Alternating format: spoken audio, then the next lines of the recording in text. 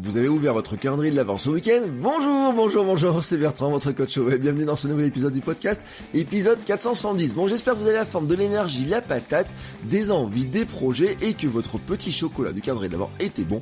Eh ben oui, parce que c'était hier, dimanche 1er décembre, c'est parti, voilà, on est dans la dernière ligne droite avant Noël et avant la fin de l'année. Dans 30 jours, un peu moins maintenant, on bascule en 2020. Et donc il est temps de regarder un petit peu ce qu'on va faire sur ce mois de décembre. C'est la dernière ligne droite de l'année. Bah oui, déjà, on le dit, ça passe vite. Et oui, qu'est-ce que ça passe vite.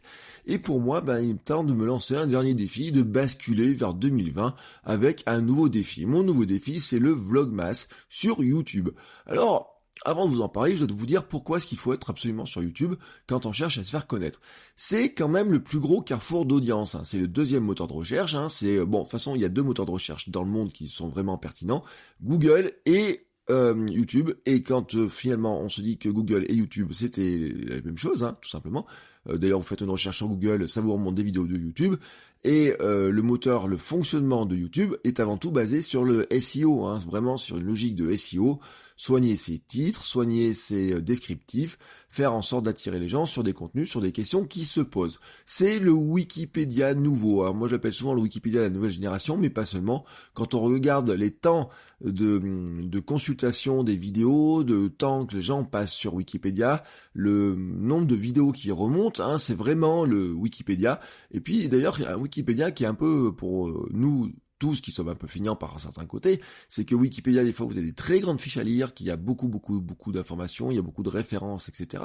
Et vous savez, Wikipédia, c'est la grande richesse de ça, c'est que il n'y a pas d'avis qui est donné, hein, ils essaient de donner tous les aspects, toutes les données sur un même sujet.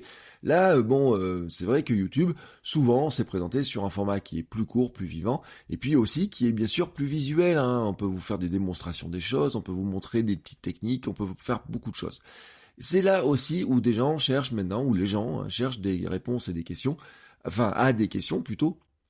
Donc ils posent des questions, ils cherchent des réponses, et vous, souvent vous avez des questions, des réponses à apporter aux questions. Vous voyez, je me les mélange dans les questions et les réponses ce matin, mais parce qu'en fait, à force de travailler sur les questions que se posent les gens, et donc de travailler sur les réponses aux questions que vous vous posez, vous notamment, j'en finis par plus savoir si je dois vous parler de réponses ou de questions, mais vous savez que c'est exactement la même chose, hein, c'est les deux phases d'une même information.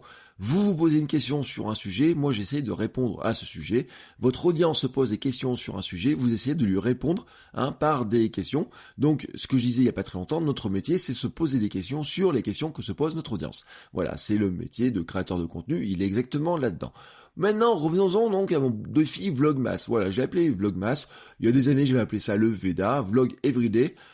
Cette année, j'appelle ça le Vlogmas. Voilà, je rentre dans les cases du Vlogmas. Le Vlogmas, c'est le calendrier de l'avant sur YouTube. Voilà, c'est une vidéo tous les jours en décembre jusqu'à Noël et même probablement jusqu'au 31 décembre dans mon cas. Hein. C'est-à-dire, on va essayer de faire 30, 31 vidéos. Et c'est-à-dire 30 nouvelles chances de créer une vidéo qui sortira dans les classements, soit 7 fois plus de chances que si je faisais une vidéo par semaine, et encore quand je la fais. Hein, j'essaie de me tenir à une vidéo par semaine. Là, j'ai dit, on va essayer de faire un truc un petit peu plus costaud, hein, c'est-à-dire de faire beaucoup plus de vidéos. Et vous savez, hein, mon habitude, c'est ça, c'est me lancer dans des défis un petit peu à la con. Le défi un petit peu à la con, c'est de se dire, plutôt que de se dire, je vais faire 3 vidéos quand j'y pense, etc., plutôt que d'essayer de se dire quand est-ce que je vais y penser, quand est-ce que c'est le mieux, etc., je me dis j'en fais tous les jours, je tente 30 fois ma chance dans le mois, tout simplement, de faire des vidéos qui ont les chances de trouver une audience, qui ont des chances d'amener une nouvelle audience, c'est-à-dire en fait tout simplement des chances de me faire découvrir par des personnes qui me connaissent pas, et bien sûr de poursuivre la relation avec des personnes qui me connaissent, c'est-à-dire vous par exemple si vous avez envie, mais il y a d'autres personnes qui sont abonnées uniquement à la chaîne YouTube, hein, il y a des personnes qui sont abonnées au blog, etc. Donc c'est d'apporter en fait, cette touche de proximité quotidienne, hein, et vous savez que c'est pour ça que j'adore le quotidien, c'est la proximité. Et donc d'apporter ça, et tout en ayant une dose de découverte avec des sujets qui pourraient remonter comme ça. J'avais regardé mes stats, hein, c'était intéressant. Vous savez, j'avais fait ça déjà des défis comme ça. J'en avais fait une fois au mois d'avril, en 2017. J'avais fait Noël aussi. Et en fait, ce qui est assez intéressant, c'est que parmi mes vidéos qui ont le plus de succès dans ma carrière de ma chaîne YouTube, ce sont des vidéos qui font partie de ces défis quotidiens. C'est-à-dire que les défis quotidiens, à force de se trouver des nouvelles idées, de chercher des nouvelles idées, de poser des nouvelles questions, etc., on va taper dans son quotidien, dans ses questions du quotidien, etc. Et du fois, il y a tout simplement des idées qui nous viennent, qui disent, tiens, c'est un petit truc que j'ai réussi à résoudre comme ça, c'est un petit truc que j'ai fait. On le surpense pas, vous voyez, c'est un truc qu'on surpense pas, mais qui correspond finalement à des questions que beaucoup plus de gens se posent. Alors que des fois, on a tendance à surposer les questions que les gens pourraient se poser. On a des tendances à aller vraiment dans des trucs qui sont vraiment très précis, qui sont très intéressants pour montrer nos compétences, qui sont très intéressants pour montrer notre position de guide, mais qui parfois sont un petit peu des questions de niche. Bon.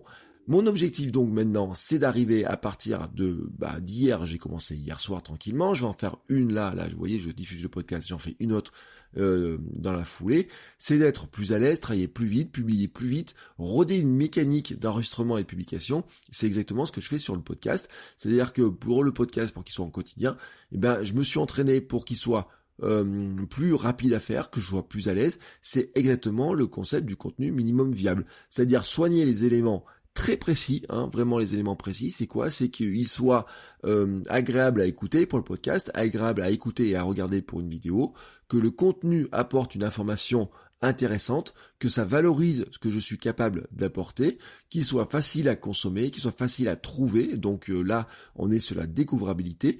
Sur le podcast, il y a des éléments de découvrabilité. Sur YouTube, il y a des éléments de découvrabilité. Qu'il soit facile aussi à découvrir par le biais du partage. Et que, à force d'en faire tous les jours, ça amène tout simplement un niveau de qualité qui va augmenter, mais qui va augmenter naturellement, tout simplement parce que ça va être de plus en plus facile de le faire. C'est plus facile de faire une vidéo tous les jours, de s'entraîner à faire une vidéo tous les jours et de progresser comme ça, que de se dire je fais une vidéo tous les 6 mois, mais il faut qu'elle soit parfaite. Vous savez que la perfection n'existe pas, mais en fait si vous faites très très très peu souvent les choses, vous n'avez aucune chance de progresser rapidement. Si vous mettez de la régularité, si vous fixez de dire je fais, alors peut-être pas tous les jours, mais si vous faites une vidéo par exemple toutes les semaines, un podcast toutes les semaines, si vous écrivez ça par contre tous les jours, c'est plus facile d'écrire tous les jours. Bref, si vous créez du contenu très régulièrement, tous les jours, si vous faites cette fameuse action minimum viable et que vous la faites au quotidien, vous allez progresser extrêmement vite. Et c'est ce que je m'apprête à faire moi sur YouTube. J'ai décidé de faire un nouveau stage accéléré pour progresser à nouveau très vite sur YouTube et en même temps découvrir une nouvelle audience, générer de nouvelles sources de trafic et donc progresser. C'est aussi comme ça que je prépare 2020 et que je prépare finalement la venue d'autres personnes dans mon écosystème et à laquelle je vais pouvoir proposer d'autres contenus, d'autres formations, d'autres livres, d'autres projets, du coaching, etc. Voilà, vous savez tout maintenant sur mon défi du mois de décembre. Je ne quitte pas le podcast en quotidien, je reste en quotidien. Il y aura même des invités, parce que j'ai travaillé sur le calage des invités. Vous allez voir ça très prochainement. Dès vendredi, il y aura le premier invité. Et puis on va essayer de... peut-être des gens que vous n'entendez que très rarement, que vous connaissez pas. Mais ça sera le but du jeu aussi, d'avoir des invités qu'on connaît pas. Et puis, j'ai quand même dans l'idée d'avoir des invités qui sont un petit peu plus connus. Bon, je vous raconterai ça au fur et à mesure du mois, parce qu'on est parti sur un très très très très très beau mois. Et en attendant, pour suivre mes vidéos sur YouTube, vous faites bertrand.video. Voilà, tout simplement dans le navigateur, faites bertrand.video. Mon raccourci d'URL va vous amener directement sur ma chaîne YouTube, sur laquelle vous pouvez vous abonner. Vous avez cliqué sur la petite cloche pour avoir les notifications. Et c'est parti pour un mois de vidéos. Et moi, je vous dis à demain dans le podcast et à tout de suite donc sur YouTube. Ciao, ciao les créateurs!